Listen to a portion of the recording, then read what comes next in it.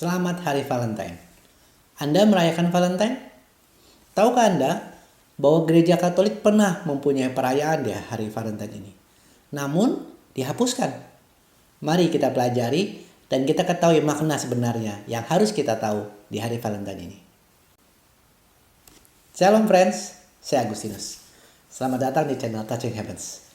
Kita belajar tentang makna sebenarnya yang harus kita tahu tentang Hari Valentine ini. Sebelum itu, kita ada baiknya mengenal sejarah atau paling tidak legenda dari perayaan Valentine ini. Ada beberapa versi ataupun legenda-legenda terkait Hari Valentine ini. Tetapi yang paling sering dihubungkan adalah di abad ketiga, di mana ada seorang imam bernama Valentine di masa pemerintahan Kaisar Claudius. Kaisar Claudius melarang para imam untuk memberikan sakramen pernikahan karena mereka ingin agar para pemuda menjadi prajurit-prajurit Roma dan fokus kepada perang ataupun latihan yang akan mereka lakukan. Jika mereka menikah, mereka akan memikirkan keluarga ataupun pasangannya. Imam Valentine ini melanggar perintah Kaisar Claudius. Dia secara diam-diam memberikan sakramen pernikahan kepada banyak pemuda dan pemudi. Waktu ketahuan, maka Valentine ini ditangkap dan kemudian dihukum mati.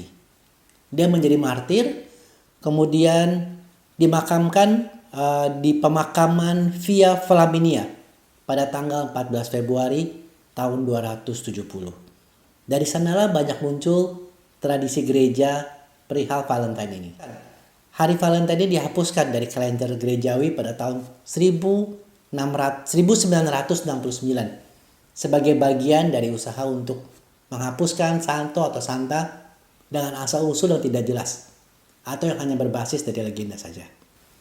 Sekarang baiknya kita belajar makna Valentine atau hari kasih sayang sebagai kita murid-murid Kristus.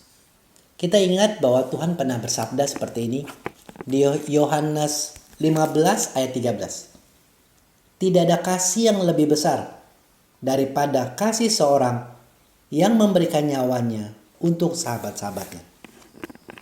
Hal ini tidak sekedar dikatakan oleh Kristus, tetapi Tuhan Yesus benar-benar melakukannya.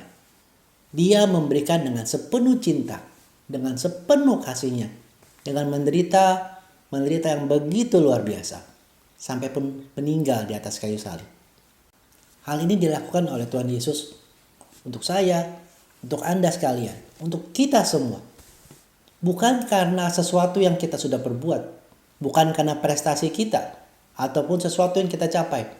Tetapi semua ini dilakukan oleh Kristus saat kita masih berdosa, saat kita masih belum serius mencari Tuhan, saat kita masih hidup secara duniawi.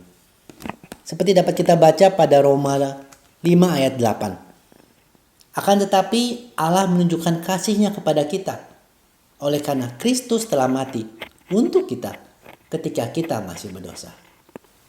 Tuhan begitu sayang sama kita. Seperti juga tertulis dalam Yohanes 3 ayat 16. Bahwa karena begitu besar kasih Allah akan dunia ini, sehingga Ia telah mengaruniakan anaknya yang tunggal, supaya setiap orang yang percaya kepadanya tidak binasa, melainkan beroleh hidup yang kekal. Tuhan tidak meminta pamrih. Kasih-Nya diberikan dengan cuma-cuma, tetapi bukan hal yang murahan. Tuhan mengaruniakan kepada kita yang tidak layak. Tetapi pemberian ini bukan hal yang sia-sia. Karena setelah kita menerima kasih dan karunia ini, Tuhan mau agar kita juga memberikan kasih kepada sesama kita. Seperti ada tertulis dalam 1 Yohanes 3 ayat 16.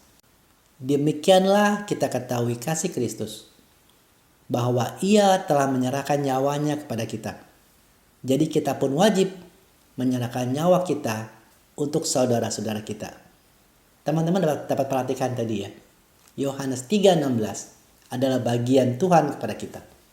1 Yohanes 3 ayat 16 adalah bagian kita bagi sesama kita. Mungkin kita belum sampai memberikan nyawa kita seperti martir untuk sesama kita.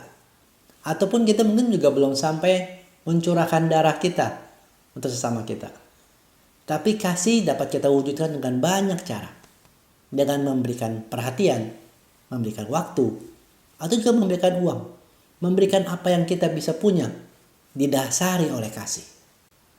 Di saat seperti ini, dan pas di hari kasih sayang, di hari Valentine ini, kita dapat wujudkan kasih sayang kita, perhatian kita. Banyak kita dengar ada bencana di sana sini, ada banjir di Semarang. Juga mungkin ada teman-teman kita yang sedang sakit, butuh biaya. Ataupun ada orang atau teman kita yang kehilangan mata pencahariannya. Kita dapat membantu mereka, kita dapat menolong mereka. Dan sebagai penutup dari renungan singkat ini, saya bacakan dari Yohanes 13 ayat 34. Aku memberikan perintah baru kepada kamu, supaya kamu saling mengasihi. Sama seperti aku telah mengasihi kamu, demikian pula kamu harus saling mengasihi. Terima kasih sudah menyaksikan. Mohon dukungan Anda dengan subscribe, like, dan sharekan video ini, supaya semakin banyak orang mengenal dan cinta akan firman Tuhan. Kasih karunia Tuhan Yesus Kristus menyertai Anda sekalian. Amin.